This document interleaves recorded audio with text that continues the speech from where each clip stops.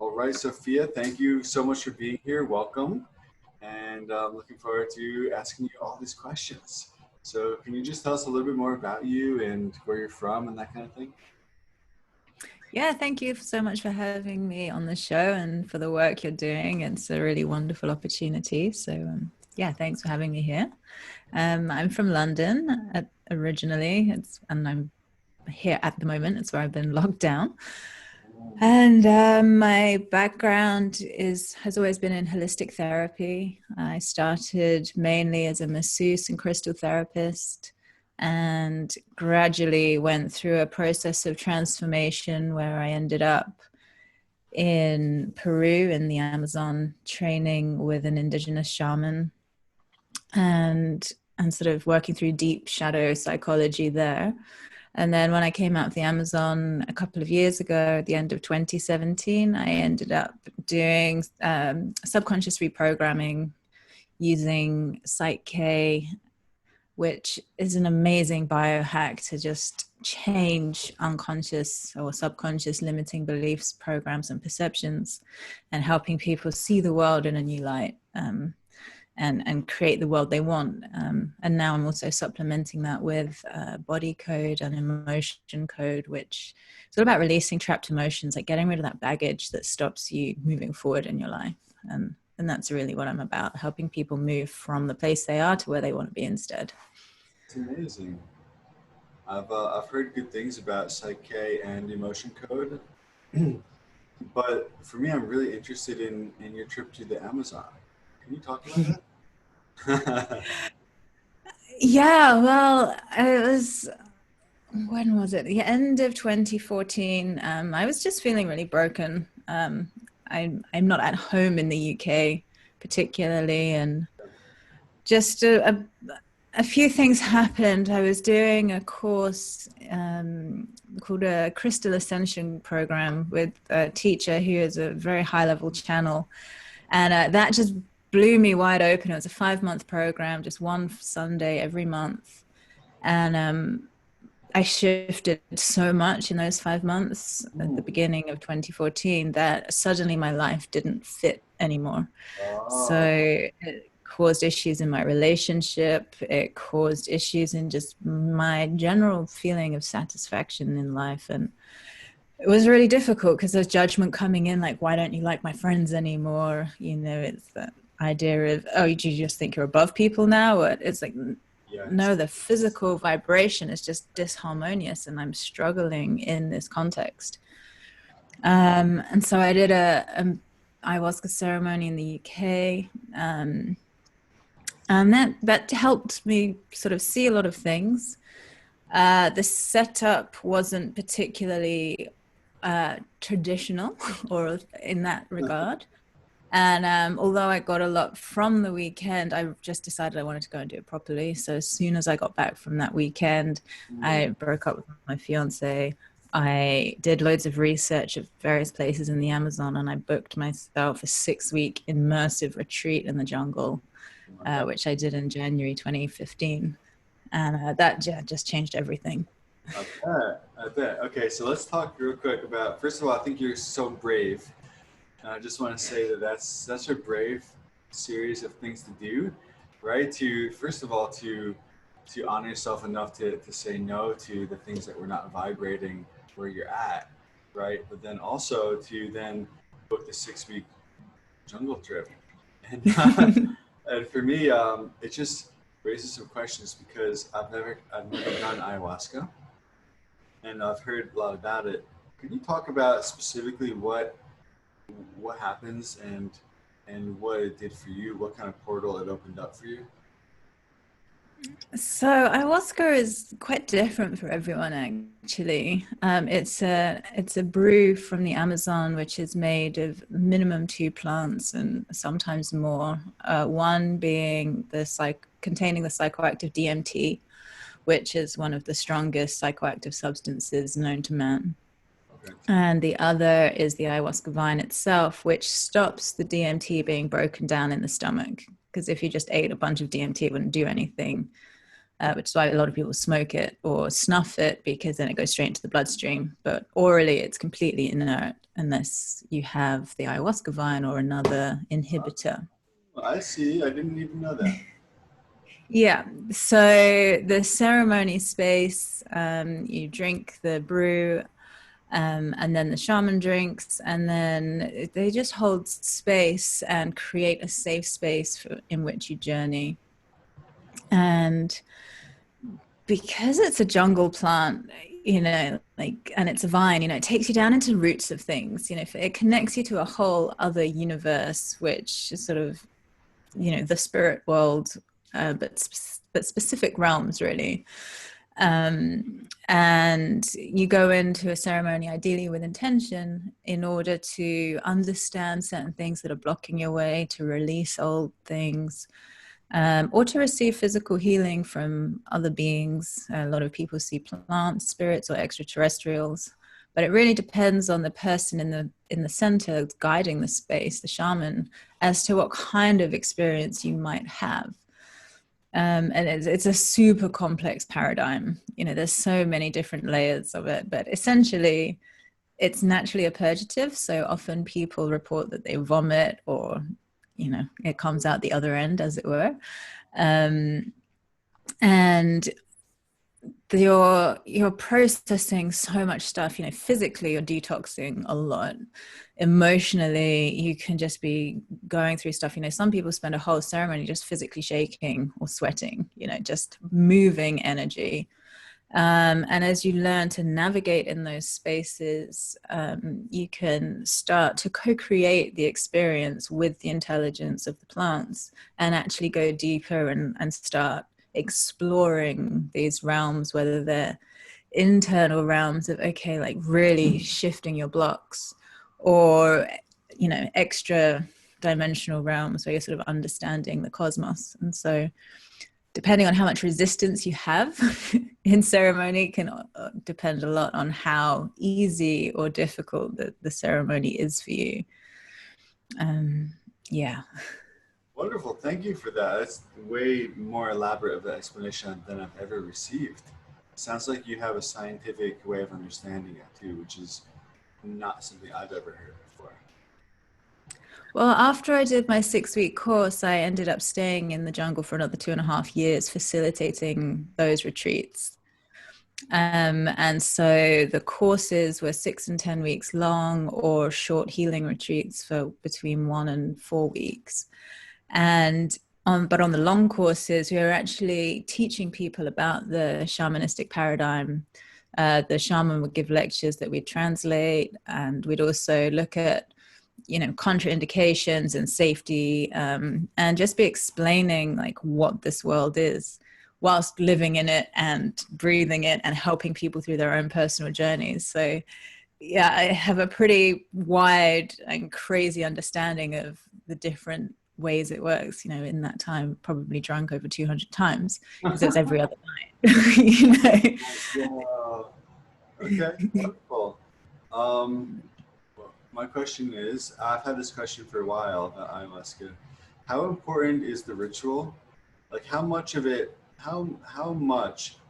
healing and the transformation that occurs is from physical elements within the plants, and how much is due to the fact that there is how do I say that there's a divine kind of spirit kind of merged with these plants that is assisting the process? Does that question make sense to you?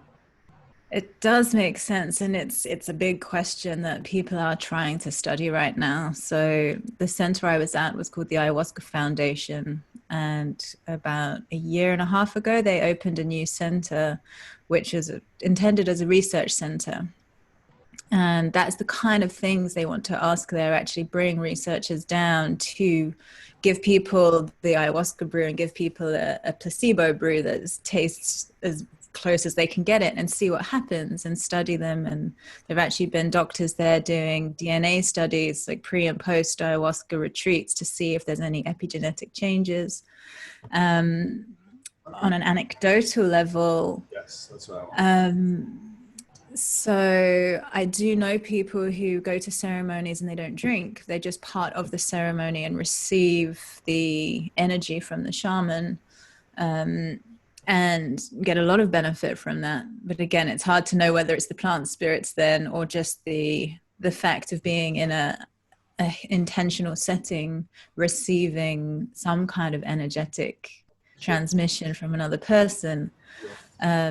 You know, one of the most awesome books I've ever read is You Are the Placebo by Dr. Joe Dispenza. And, you know, the human mind is capable of so much. And so whether that's just catalyzed by the ritual setting or it's, you know, it's impossible to say. And each person will have a different amount of benefit from the ritual as opposed to the actual plants themselves.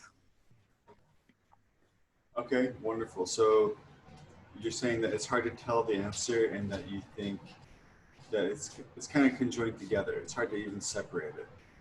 So, I think so, because you know, you can have people have sham knee surgery, and just as many of those as who had the real surgery will get better. So was it the surgery or just the fact that they thought they had surgery? Doctors would try and say it's the surgery, but if the amount of people who just had a cut on their knee that was sewed up have the same results, right. but the people who didn't get better from the sham surgery but did from the other surgery, you know, what element was their mind believing they had surgery more important? You know. Yes, yes. I hear what you're saying. Okay, so yeah, I totally believe in the placebo. I would call it the mind's power of belief, right? The mind Mm-hmm. has such a beautiful way to create things based on belief, and that makes us really question what the external world is like. You know, it's not as solid and real as we think it is. It doesn't have the same type of effect on our mind as we think it does. And our mind is creating from its own side. So, yes, I think yeah, that's maybe one of the most beneficial realizations that we could have in life is to see that. And it sounds like you've been, you know, asking and answering this question for yourself for a while. Yeah, I mean, I would say with my time in the jungle, the thing that happened the most there for me was questioning all of my beliefs, you know, and just really understanding how much of my belief system was constructed from society, from parents, and from other people. And there were a lot of things I didn't actually agree with. I just assumed they were true or I believed in them because you know, that's how people think. And as you start to untangle that and pick that apart, and now with Psyche, I can choose my subconscious beliefs. Um, it's just an acceleration path of shift and change. And for me, it's the most important thing anyone can do on their journey is like look at what they believe about everything, and see whether it's their truth or not. It's amazing. It's amazing. So, um, can you tell us a bit? Can you give an example of questioning one of these beliefs? So, a good one for me was sort of my idea of relationship, actually, and what relationship is and what it looks like, especially in an intimate setting. And just seeing the idea of, you know, if you sleep in a separate room from your partner, there's something wrong.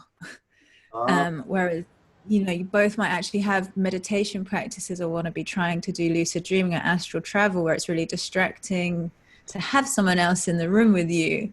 But the fundamental pain on a subconscious level, oh my gosh, something's wrong with them, you know, it must be breaking down. It's like, you know, Beautiful. it's completely irrelevant to the situation, but because it's such a deep belief.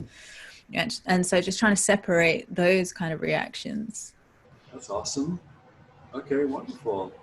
Okay, now I want to transition into like, how are you using this knowledge, and how does it integrate into the work you do now, and how does it relate with Psyche and the other things that you're doing right now? Okay, so one of the things I do now is I do counseling for people who have drunk ayahuasca, sort of as integration. And having been home now for a couple of years nearly, my integration journey is kind of well underway in terms of how do you apply this stuff into your daily life. That's a really Because beautiful service. I know so many people who are like, now it's time to integrate, but they don't even know what to do to integrate, and they think it's just going to happen by itself. That's a really beautiful service to offer. thank you.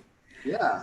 Yeah, and it's really important as well because there has been a tendency for people to just want to go to ceremonies, have those big peak experiences, think they feel amazing, everything's wonderful, the world's all glowy, and then within about 4 to 6 weeks, everything starts to the filters change back to how they were before. Their old patterns resurface, and they kind of get into a funk, and then it's sort of a loop.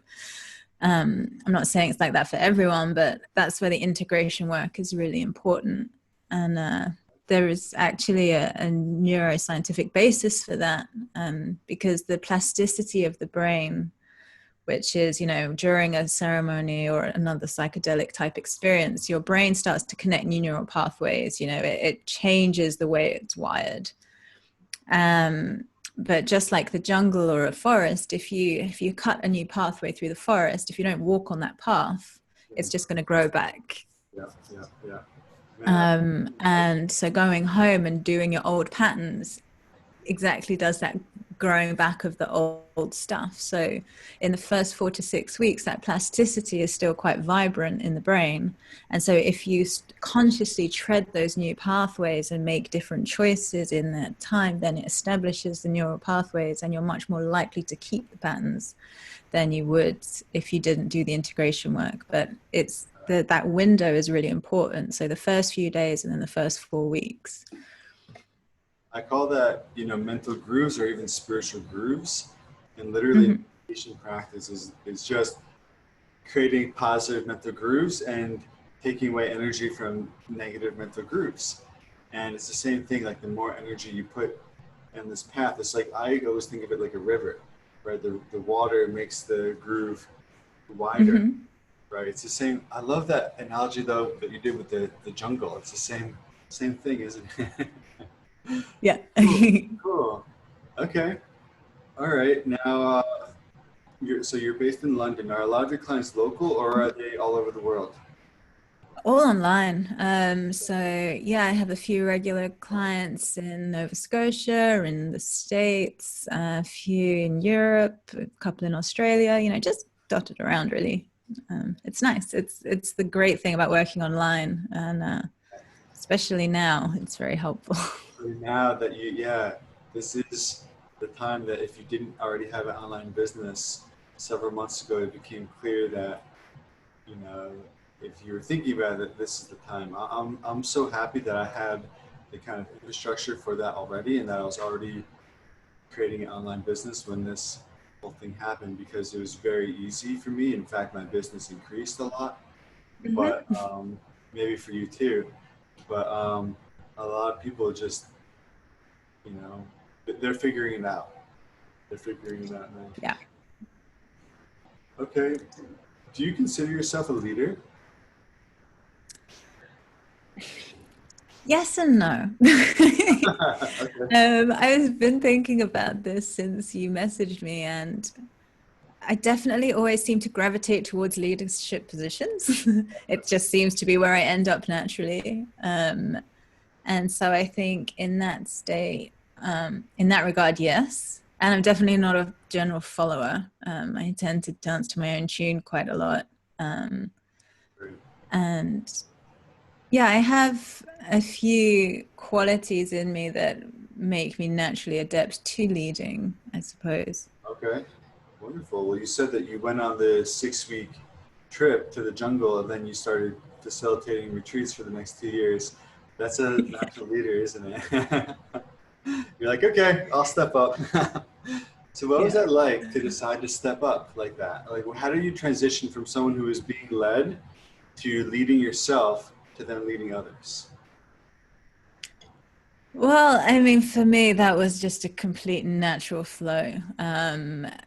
like as I said, leading up to that point of going to the jungle, I'd been doing so much work and so much change, but there were things getting stuck. And the way the shaman described what he saw was almost like there was bars of a cage around my energy field.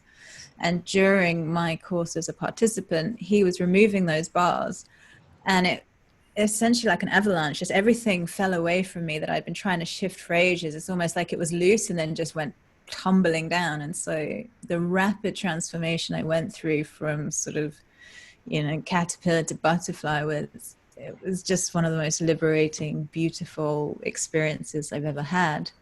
And all I wanted to do was share that with other people, to be able to help them go through that process.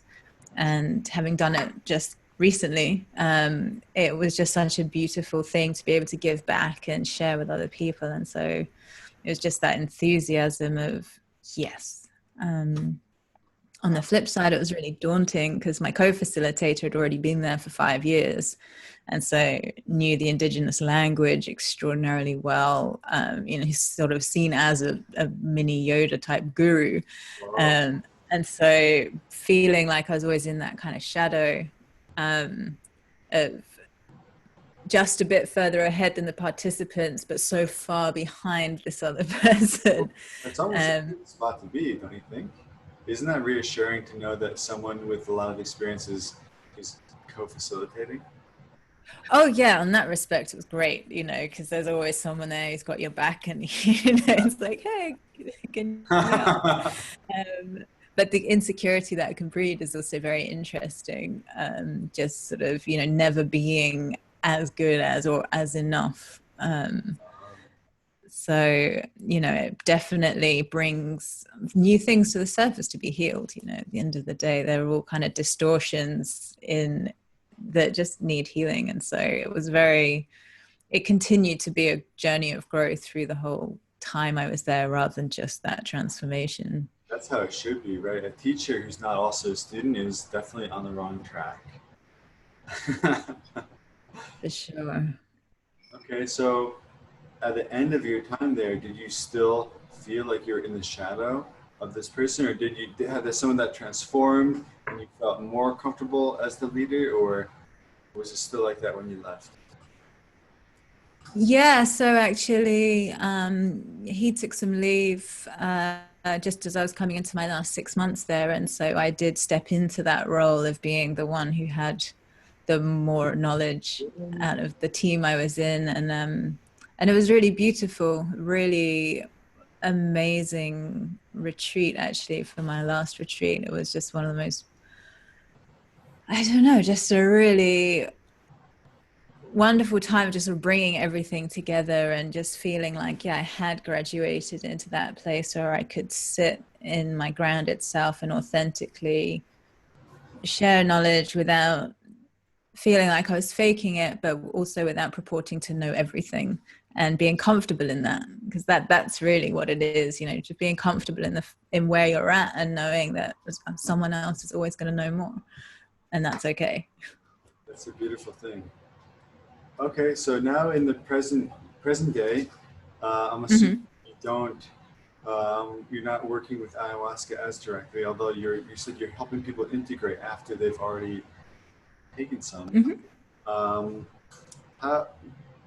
How do you feel that you're limited with the tools that you have because you're not actively giving ayahuasca ceremonies, or do you feel comfortable with the other tools that you have as being good enough?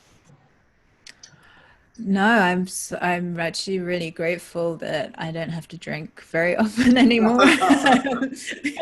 It's quite a big undertaking, and in terms of the help I can give people, the tools that I have are incredible. There are elements of Psych K that I see as being quite shamanic, actually. The founder of Psych K, Rob Williams, describes Psych K as a spiritual practice that happens to have psychological, emotional, and physical benefits. And for that reason, it's transmitted by live workshops only. And the process essentially aligns your subconscious mind, which is kind of your body consciousness and all the parts of you you're not quite sure what they're doing, but they're leading you most of the time. Just like when you're driving a car, having a chat, you know, and then realize you've just arrived somewhere without driving consciously. You know, it's the subconscious program that takes care of that, and that's your life most of the time. Then consciously you're choosing what you want those subconscious programs to be, sort of with your conscious mind. And you also bring your superconscious or higher self on board to make sure that it's okay to make those shifts and changes. Because, you know, sometimes we still need to learn from something, or something isn't quite right or ready for us to change. And so we ask permission from that level of ourselves. And so we're bringing those three things into alignment that then takes us in the singular direction rather than being split. And it's awesome. And you know, I practice Psych-K quite broadly, and so I've worked with people use like having them be in their embodiment of their 7-year-old self, for example, and working with them as a 7-year-old in Psych-K. So they're changing issues from the time it happened rather than as an adult looking back. And I've also done it with people like in a past life version of themselves. And so I can use it very broadly, and it's super transformational. Without the vomiting. That's good. It's good to know. I already have faith in that. Like for me, my main path has been Buddhism. You know, as you know, I was a monk and all that, and so I have faith in spiritual technology for sure, and that sometimes physical things can be an assistance, and I'm good with that. But I don't feel like it's necessary. So it's just cool to see what you're saying, that you found these technologies, these tools that can help people, you know, without, you know, puking, without taking a substance that's going to do that. So yeah. What kind of people are reaching out to you? Like who's the kind of person you're like, I want to work with you? Who's your dream client?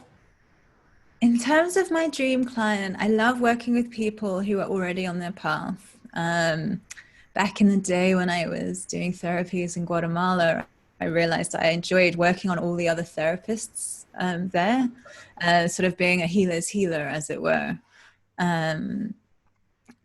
Because, you know, that resonance of having that mutual understanding and that commitment to really want to go deep and to shift things is lovely. I really relish that and enjoy it. And, you know, it's just very easy isn't the right word. It's just a lot of fun. But I feel the you same. know, I tend to work with most people. Okay. All right. Yeah, I mean, I feel the same about working with healers and coaches. That's who I like working with because they're more motivated, and I know that they're going to go out and affect lots of people. They're going to take what they learned and with a good heart put it out there and help even more people. So it feels like my impact is greater. Is that part of the reason too, or you just like how easy they want to go in? I think it's a bit of both, and also just that you know, for people to feel comfortable with someone else holding space for them. I'm a very grounded person but I can easily get quite far out as well. So I can hold a very broad space for someone that's very safe. And with a lot of healers, you know, that when they do take on other people's stuff or need things adjusting or rearranging energetically, they need to be able to trust the person can handle it. And because of my shamanic experience and the work I did with crystals and things like that, you know, I can deal with some quite heavy energies coming my way, and the other person doesn't have to worry. And that, I think, is really important. Okay. And is it just people who are integrating after ayahuasca, or is it really anyone, you know?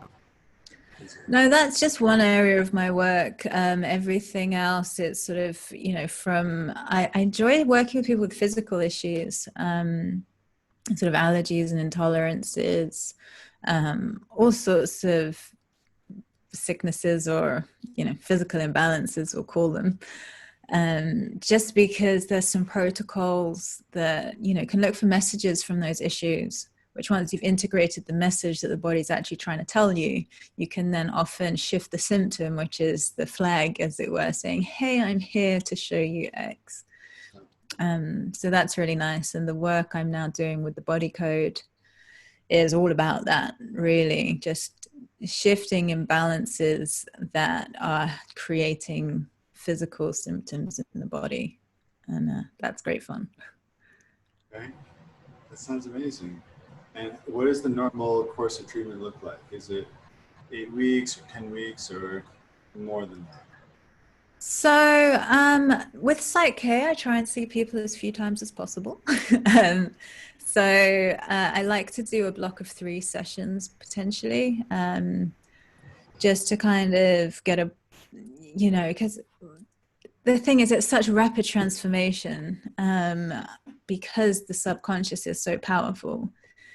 So there could be one sort of seed trauma incident that just paints a whole reality for you. And so if you shift the perception of that one issue, that can take 10 to 15 minutes to change, then it's done. So that can be a phobia or a fear, or or an abuse incident, or whatever it is, and suddenly you kind of go from that PTSD type response where every time you see or feel something that's similar to it, you go back to the original incident as if it's happening now, and you put it back to, oh, that's just something that happened, and you have peace and non-attachment regarding that issue.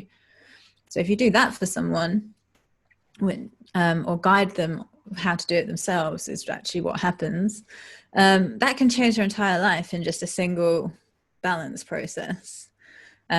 Often there's supporting beliefs that you'd want to have that go with it. So, it's safe for me to, do X, Y, and Z, or, whatever beliefs then came out of that trauma, to support that transformation of their perception.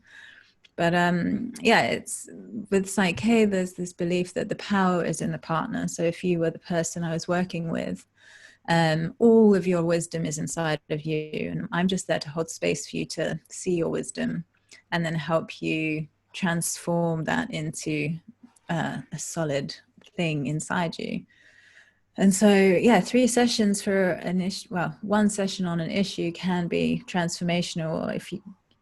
If there's blockages then to the transformation occurring, there's often can be things underneath. It's like, well, I really want to change, but it's really comfy for me not to, because it gives me X, Y, and Z.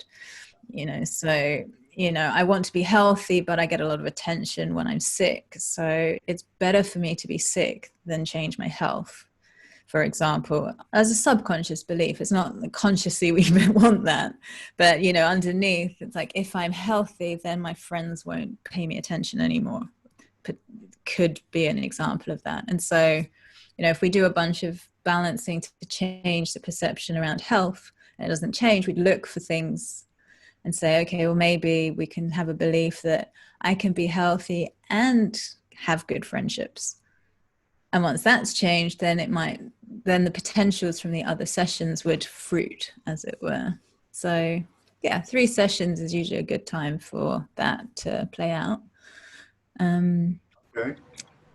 And then, with other stuff, I like to, if someone really wants to go, I'm here now and I really want to go there, I would have a consult with them and just put a plan together. Like, let's agree to do 8 sessions using a blend of all the different things I do, and have a full energy and energy psychology makeover. And we'll do it in X amount of sessions over X amount of time, but it's completely bespoke in that regard. Do a lot of people take you up on that? It's just starting now, really. It's something I had in mind to do, and I went to Peru last November for a month just to kind of chat with my plants, really, to top up on my spiritual energy from the jungle, and do a dieta. And as I was coming out of the jungle on Christmas Day, talking with one of my friends, that the whole plan of how that was going to happen just came out. And so, yeah, I've just sort of been feeding that idea to myself since then as a way I'd like to work, again, to have the most impact, to really help people get from one place to the other. Sure. Okay. And what is your, so let's talk about business real quick. So what is your business acumen, and what do you enjoy the marketing piece and all that stuff, or how is that going for you? So I've never run a single ad. Okay. But my details are on the Psych K website and the Emotion Code Body Code website, and I get most of my clients through that. Oh. And since the COVID lockdown has happened, my business has gone viral in my world. It's sort of quadrupled in terms of the amount of clients that I have. So I don't really want to do ads. I don't really need to right now. Oh, great. Okay. But I did change my business model from having fixed fees to everything by donation during the lockdown. All right. Is that helpful? It's been an interesting journey. Initially, it was definitely working really well. Okay. And now I'm thinking of rejigging that. But it was again from this space of really wanting to be able to help people who couldn't necessarily afford it or were really worried. But when I have a client that wants to do the whole journey with me of like a number of weeks, we'd fix a fee, and so it's kind of a mixture of both at the moment. Okay. Yeah, if you ever want some help figuring out some of the business stuff, I think my business partner and I could probably help you. But Thanks. talk about that at a different time if you want. But I think having the bigger packages at affordable but profitable rates that's kind of the model that we would recommend. Getting someone in for like 1 or 2 sessions and then transitioning them to a bigger package, and there's organic marketing that we can do on social media as well. It's not just ads, but that's definitely the kind of thing I want to move towards, is just working more deeply with people. Again, I relish that deep element of just being able to just blast through stuff and make profound changes. Okay, but wouldn't you say that it takes many sessions to deliver the highest quality results? It depends. It really depends. I mean, I have one lovely lady in Ireland, and in her first session, during one of the processes that one of the Psyche balances, which was around self-esteem, she met God in that process. And it was super profound. And another lady I have in France, who's an author, we planned to do a whole hour session. We did one balance, which was about meeting a source of spiritual power to get guidance. And again, she had such a profound experience through that and got everything she needed that we just closed out the session after 15 minutes because it was done. And she was happy. So it's sort of a yes and, on a broad scale. Yes, you can get depth through working for a long time, but the kind of tools that I have can be so transformational so quickly that it's not always necessary. I got you. My mind would say I lived at a Buddhist temple for 5 years. Like I know no matter how deep I've gone that there's always way deeper to go, right? Yeah. And it depends on someone's goals, I suppose, but in terms of awakening, to our highest potential, it's going to take our whole lifetime in many cases. Absolutely. But this is where, you know, for me, it's all client led. You know, if someone wants to go there, we can go Yeah. there. If someone just wants to break through abundance blocks or have better relationships, then, you know, it's not going to take as long. Yeah. Well, I think that you'd be perfect to contribute to the summit. So Cool. are you, does that sound interesting to you? Yeah, it sounds great. Tell me more about it. Okay, so it's still kind of coming together, but it's going to have a few of the people who are involved in this podcast who I'm meeting, and people who seem like they're a good fit, who they have a lot to offer. Yeah, we're just going to kind of, it's probably going to be done in little groups. So maybe there'll be like 4 people, in each group, and we'll probably invite all the participants to come and just like hang out on a Zoom call with the 4 facilitators and just see what happens. Cool. Does that sound good?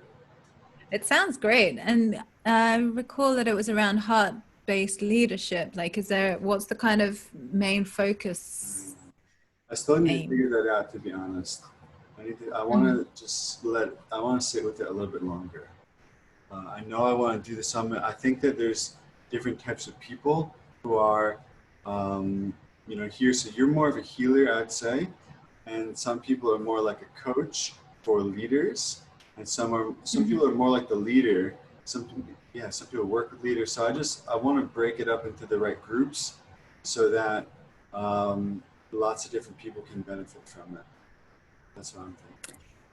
Nice. Does that sound good? Yeah, I'd love to. It sounds great. Okay, cool. So I'll send info about that as it comes together. It may not be super quick, but we'll see. In the next couple months, I'm sure. Yeah, that would be lovely. I say that, and watch it come together in August. That would be great. So, we'll see how that goes. But so thank you. Do you have any more questions for me? Yeah, I watched a video of yours the other day, but just sort of clarifying what you mean about to be a leader. What is that to you?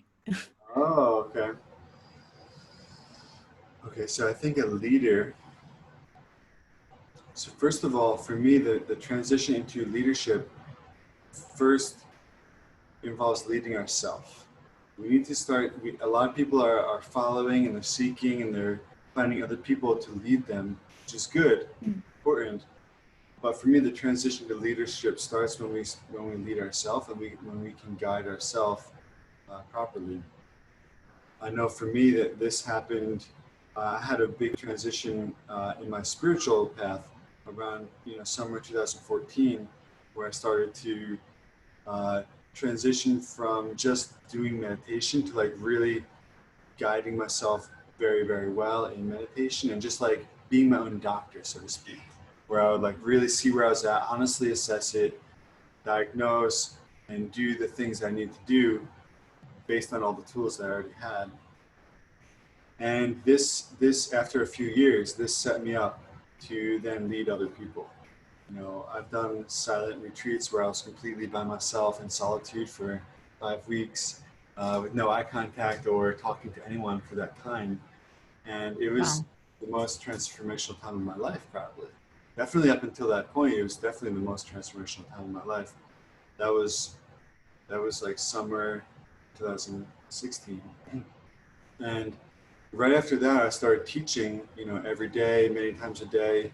I was like a Buddhist monk meditation teacher at a small center, and I had accessed a certain level of humility, so I didn't think I was anything special, but I had the ability to guide people because I had already guided myself so much, And so, in a sense, I was qualified to lead in that context. Because I had done so much work on myself. So what does it mean to lead? There's a lot of confidence that has to come. There's I think just the self-leadership quality.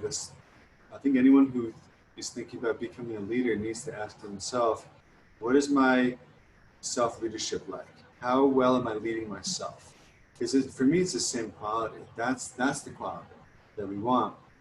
And then leading other people is just simply talking to people and out of compassion, helping them to further themselves. That's all I got for right now. What do you what do you think? Yeah, no, I like that. And yeah, when I was thinking about the question myself, those ideas of guidance, it's I don't know, I ended up with the analogy of lead a ship. Leadership. Um, Okay. Yeah. Literally, because when you have a ship, you have the specific destination in mind, more or less, and an aim, a place where you want to go. You have stars through which to navigate by, which in human context for me would be your moral principles and guides, and the values that you have to align by, and they kind of become your guiding principles. And then you have the weather, which is the need to adapt, to make decisions based on what's going on around you in the moment. And what you were saying about being able to lead yourself with confidence, I think that falls into that. Like, you have to be able to make decisions, otherwise you're going to get crushed. And acting rather and adapting to circumstances, for me, is a really important quality in leaderships. And as you said, with some people, they always look outside for the answers to those questions and get moved by other people. But the leader is someone who actually takes the decision-making role and helps move forward. That's a great way to say it. Thank you for that. Yeah, it's about, yeah, if you are qualified to guide yourself, and for me, it's all about looking around me and seeing who's the most qualified person to lead us, lead this group towards our goal. And um, if that feels like it's me, I'm going to step up into the role of the leader, not because I want it. It's a higher pressure role. It's more people will challenge you, and sometimes they try to tear you down. But if I feel like the most qualified to lead the people around me, I'm gonna make sure that I have that role for their sake, not for my sake, but for their sake. Does that make sense? Yeah, the altruistic notion of, if I'm the best one for the job, then I should do it because it will benefit everyone. Yeah. I think George Washington said that. At least the version that I heard in my elementary school was when George Washington was offered the job of president of the United States, the first president. He was obviously already a leader up until that point in war, I believe. Um, he didn't want the job, but he felt like he was the most qualified, so he said yes. And I feel like that's the kind of attitude that I'm thinking about for leadership. Whoever's the most qualified should step up. And I think we become qualified by leading ourselves over time. So that's what I would say to anyone who's aspiring to be a leader, is to lead yourself fervently and to be led, to find people who can guide you well. And over time, by practicing being led and leading yourself, you will develop qualities that surpass those around you, and you'll be qualified to lead those around you. And then if you want to help them and they want your help, then you should lead them. Yeah, that reminds me of a retreat I did back in July, August last year. And it was in a location where they had a lot of labyrinths, those sort of circles on the ground that you can't get lost in, but you walk a certain pathway through to the center. And every time I walked one of these labyrinths, I'd ask for insights. And one of them was, some people would get to the middle and then just walk straight out, crossing all the lines, and other people would walk back around. And I realized as I'd walk back around, going backwards, that the people who choose to do that are way showers. They're there to go back along the path to show people who haven't made it to the middle yet that where it is, and that they're on the right track. And they're just there to point the way through their own experience. That's a beautiful analogy. Just like once you've made it, do you really have to walk back? No. But if you want to help people and show the example, yes. Okay. Yeah. Lovely. All right. Well, I have so many more things I could ask you and talk to you about, but we're running out of time, and Yeah. I want to honor your time as well. Thank you so much for being here and talking to us, answering the questions.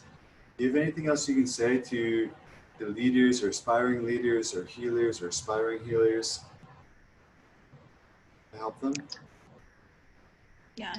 Just honor your values. Like if you're not sure what makes you tick, sit down and actually just really think about who you are as a person and what your core is about, and use that as a guiding light for all your decisions. You know, is this alignment with my own truth? And if it pulls you away from that, or if it feels wrong, don't go that way, find a different way.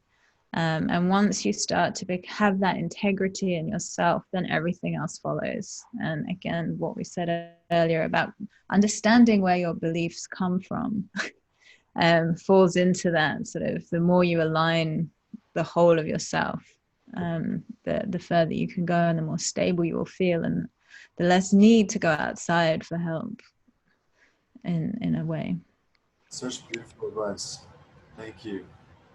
I have nothing more Thanks. to Thank you.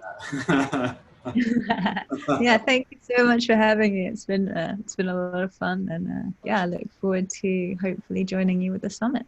That sounds great. I'll reach out about that. Okay. Cool. Have a great day. Have a great night. You too. Bye.